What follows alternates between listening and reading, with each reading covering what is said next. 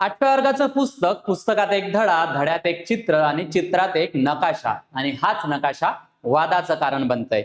ज्यांच्या घोड्यांनी अटकेपार धाव घेतली त्यांचं साम्राज्य आता पुस्तकातूनच गायब होताना दिसतंय आणि ज्या मराठ्यांचं साम्राज्य भारतभर दिसून येत होतं त्यांना आता इतिहासातून डावललं जातंय का, हा महत्वाचा प्रश्न त्या ठिकाणी उपस्थित होत आहे. नेमका हा मुद्दा काय आहे, हे प्रकरण काय, याला सुरुवात कुठून झालेली आहे आणि मराठ्यांचे साम्राज्य खरंच इतिहासातून गायब करण्याचा खेळ चाललाय का, हे आपण या व्हिडिओच्या माध्यमातून बघणार आहोत, चर्चा करणार आहोत. So hello aspirants, welcome to all. मी प्रतीक कुमार स्वागत करतो तुम्हा सर्वांचं पुन्हा एकदा एओनायस च्या युट्यूब प्लॅटफॉर्म वरती. बघा, नकाशा हटला आणि भोसले घराणं जे आहे ते थेट आता त्यांनी कोर्टात धाव घेतलेली आहे, हे सुद्धा आपण समजून घेणार आहोत. पण तत्पूर्वी तुम्ही जर राज्यसेवेसाठी तयारी करत असाल तर उत्तर लेखन झिरो टू हिरो हे पुस्तक तुमच्याकडे असणं आवश्यक आहे. मार्केटमधून खरेदी करून घेऊ शकता. बघा, विषयाला आपण सुरुवात करतोय तत्पूर्वी तुम्ही हा मॅप बघून घ्या.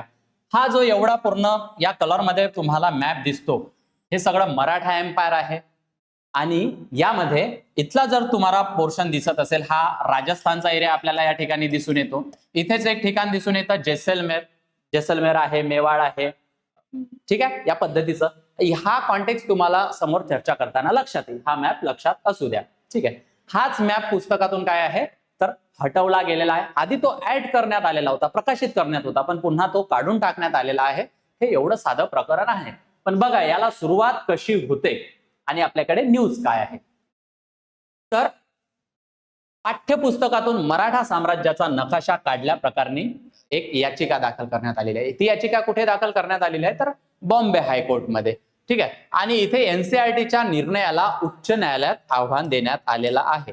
जे काही मराठ्यांचे वंशज आहे, राजघराण्याचे वंशज आहे, त्यांनी ही PIL दाखल केलेली आहे, ठीक आहे. बघा, 8वीच्या पुस्तकातून मराठा साम्राज्याचा नकाशा हटवला आणि हे आपण बघितलेलं आहे. आणि एक त्यामध्ये ऑब्जेक्शन घेण्यात आलेलं आहे की हा जो नकाशा हटवण्यात आलेला होता हा कोणत्या समितींनी कन्सिडरेशन त्यामध्ये दिलेलं होतं आणि त्या समितीवर मराठा इतिहासकार किंवा इतिहास तज्ञ नसल्याचा सुद्धा आरोप त्या ठिकाणी करण्यात आलेला आहे. आणि हा जो निर्णय घेतलेला आहे एनसीआरटीने, हा एकतर्फी निर्णय घेतलेला आहे आणि माहिती अभावी मराठा साम्राज्यांचा नकाशा हटवलेला आहे असं सुद्धा त्यांच्या म्हणण्यात त्या ठिकाणी दिसून येतं. ही न्यूज आहे. पण आता ओरिजिनल या प्रकरणाला सुरुवात कशी झाली, कुठून झाली, हे आपण बघून घेऊया. बघा, वादाची सुरुवात कुणी केली. जसं मी तुम्हाला नकाशामध्ये दाखवलं होतं जैसलमेरचं ठिकाण, आणि जैसलमेर घराण्याशी संबंधित एक चैतन्य राज सिंग म्हणून त्या घराण्याचे वंशज आपल्याला दिसून येतात. त्यांनी केलेलं हे ट्विट तुमच्या समोर मी ठेवलेलं आहे. त्यांचं म्हणणं काय आहे तर हा मुद्दा सर्वप्रथम ऑगस्ट 2025 मध्ये यांनी उपस्थित केलेला होता. परंतु 25 जुलै 2025 ला जे 8व्या वर्गाचं पुस्तक आहे त्यामध्ये हा नकाशा प्रकाशित करण्यात आलेला होता. पण याच नकाशावर यांनी ऑब्जेक्शन घेतलं. ऑब्जेक्शन मध्ये काय म्हटलेलं आहे की हा जो नकाशा आहे हा हिस्टोरिकली मिसलीड करणारा आहे, फॅक्च्युअली बेसलेस आहे आणि ग्रेवली ऑब्जेक्शनेबल आहे. यामुळे आम्ही ऑब्जेक्शन घेत आहोत. मुख्य दावा काय होता तर कोणतेही विश्वासार्ह ऐतिहासिक पुरावे, अधिकृत अभिलेख किंवा प्रामाणिक इतिहास ग्रंथ जैसलमेरला, म्हणून मी तुम्हाला तिथे लोकेशन दाखवली होती, तर जैसलमेरला मराठा साम्राज्याचा अधिकृत प्रदेश मानत नाही. जो तेवढा मॅप होता मराठा साम्राज्याचा त्यामध्ये मग जैसलमेर घराणं का दाखवण्यात आलेलं आहे की मराठ्यांचा त्यावर प्रभाव होता, यावर त्यांनी ऑब्जेक्शन घेतलेलं आहे. आणि त्यानंतर मग एनसीआरटीने काय केलं ते सुद्धा आपण बघू. एनसीआरटीने काय केलं तर हा जो संबंधित नकाशा आहे जो त्यांनी स्वतः प्रकाशित केलेला होता तो पुन्हा हटवण्यात आला. बघा, आता जे प्रिंटेड मटेरियल असेल त्यामधून तर तो हटवता येणार नाही, ते तर मुलांच्या हाती ते पुस्तकं वगैरे लागलेले असतील. पण जे डिजिटल स्वरूपातले आहे तर हिंदी आवृत्तीतून हटवण्यात आला आणि हा जो नकाशा आहे तो पान क्रमांक 70 वर देण्यात आलेला होता. त्यामध्ये एक फुटनोट आता त्या ठिकाणी त्यांनी दिलेली आहे. काय म्हटलेलं आहे फुटनोट मध्ये? रिव्हिजन अंडर प्रोसेस, म्हणजे अंडर प्रोसेस मध्ये आता तो नकाशा असल्याचा आम्ही नमूद केलेला आहे, त्यामुळे तो आता हटवलेला आहे असं त्यांनी त्यांच्याकडून एनसीआरटीने सांगितलेलं आहे. बरं, हे हिंदीतूनच नाही तर उर्दू, इंग्लिश या पुस्तकामधून किंवा त्या आवृत्तीमधून सुद्धा हटवण्यात आलेले आहे. येते लक्षामध्ये. मग आता इथे एकदा जर तुम्ही नकाशा ऍड केलेला होता तर हा हटवण्यात आला, मग त्याला मराठा साम्राज्याकडून किंवा त्यांचे जे वंशज आहेत त्यांच्याकडून सुद्धा त्याला काउंटर देण्यात आला आणि त्यांना विचारण्यात आलं की हा नकाशा का हटवलेला आहे. ठीक आहे, हा नकाशा जर मराठा साम्राज्याचं खरंच तेवढं अस्तित्व तर होतं, प्रभुत्व होतं, त्यांचं साम्राज्य विस्तारलेलं होतं, याचे पुरावे आमच्याकडे आहेत, तरी सुद्धा तुम्ही हा का हटवला आणि त्यामध्ये चूक नेमकी काय होती आणि कोणत्या तज्ञ समितीने हा निर्णय घेतलेला आहे. आणि मी तुम्हाला सांगितलंय की त्या निर्णय समितीमध्ये मराठा इतिहासकार जो आहे तो तिथे नसल्याचं सुद्धा नमूद करण्यात आलेला आहे. सो या अनुषंगाने एनसीआरटी वर प्रश्नचिन्ह उपस्थित झालेले आहे आणि ते बॉम्बे हायकोर्टमध्ये एनसीआरटीच्या विरोधात या प्रकरणासंबंधित गेलेले दिसून येतात. सो हे प्रकरण तुमच्या लक्षात आलेलं असेल की नेमकं प्रकरण काय होतं, सुरुवात कुठून झालेली होती आणि काय प्रकरणाला घेऊन, काय विषयाला घेऊन चर्चा होताना दिसते. मग आता हा मुद्दा इतका संवेदनशील का आहे हे आपल्याला समजून घेणं तेवढंच महत्वाचं आहे. बघा, मराठा एम्पायर हा भारतीय इतिहासातील एक महत्वाचा टप्पा मानला जातो, ज्यांनी देशभर आपलं साम्राज्य प्रस्थापित केलेलं होतं.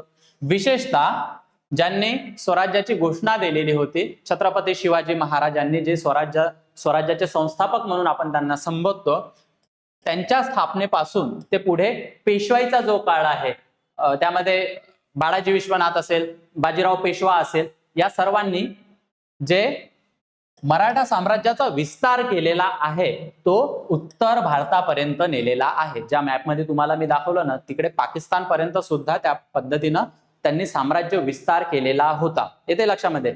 सो या अनुषंगाने हा एक संवेदनशील मुद्दा आपल्याला त्या ठिकाणी दिसून येतो आणि अशा पद्धतीनं जर मग हा नकाशा किंवा नकाशा काढणं म्हणजे इतिहास गायब करणं असा सुद्धा त्याचा दुसरा अर्थ घेतला जातो. येते लक्षामध्ये. सो म्हणून हा संवेदनशील मुद्दा आपल्याला त्या ठिकाणी दिसून येतो.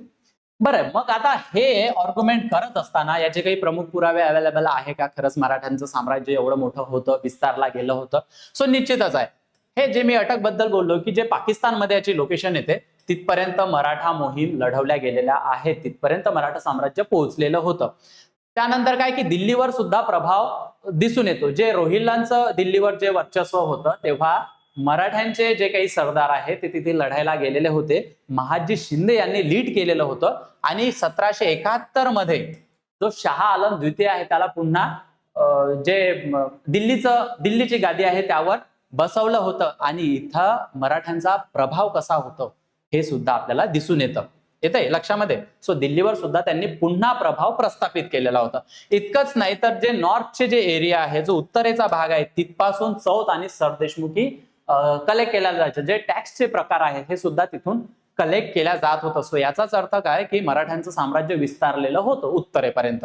त्यानंतर काय की पेशवाईच्या काळातील विस्तार असेल जो मी तुम्हाला आता सांगितला तो सुद्धा, त्याचे सुद्धा रेफरन्सेस आपल्याला सापडतात. आणि इतकंच नाही तर परकीय इतिहासकार जे आहे त्यांनी काय म्हटलेलं आहे की हे जे मराठा एम्पायर आहे, हे जे मराठा साम्राज्य आहे, तर ते the dominant power in India असं सुद्धा त्यांनी लिखाण करून ठेवलेलं आहे. येते लक्षामध्ये. सो या पद्धतीचे प्रमुख पुरावे आपल्याला त्या ठिकाणी दिसून येतात. पण एक महत्वाचा फरक समजून घेणं आपल्याला खूप आवश्यक आहे. हा फरक काय आहे तर इतिहासकार एक गोष्ट स्पष्ट करतात. काय गोष्ट आहे की डायरेक्ट रूल असणं आणि कोणाच्या इन्फ्लुएन्स मध्ये असणं, या दोन्ही गोष्टी वेगवेगळ्या आहेत. ठीक आहे. एक कोणी तुम्हाला डायरेक्ट कंट्रोल करतोय, त्यांचे आदेश देतोय, त्यानुसारच त्याला करावा लागेल. आणि एक दुसरा असतो की इन्फ्लुएन्स करणं, की काहीतरी तो सांगतोय ते तुमच्यावर डिपेंड आहे की इन्फ्लुएन्स होणार आहे की नाही होणार. येते लक्षामध्ये. सो हे इन्फ्लुएन्स आणि डायरेक्ट रूल हे दोन्ही वेगळे असतात. म्हणजे याचा दुसरा अर्थ काय की काही प्रदेश हे थेट मराठाच्या साम्राज्यात मराठ्यांच्या प्रशासनाखाली होते, तर काही ठिकाणी फक्त सैनिकी किंवा राजकीय प्रभाव होता. येते लक्षामध्ये. सो या दोन गोष्टी वेगवेगळ्या आहेत.